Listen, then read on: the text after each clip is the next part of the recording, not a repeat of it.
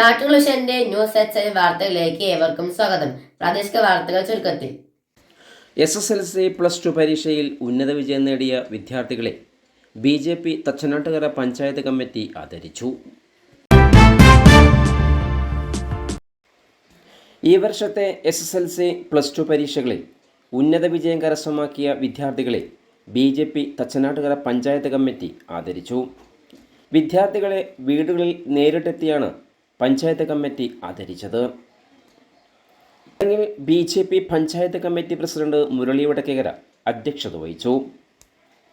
Ramakrishnan, Krishnadas, Shantha teacher, Narayana Namboothiri, Gopalakrishnan, Prakash Koothuparambil എന്നിവർ പങ്കെടുത്തു.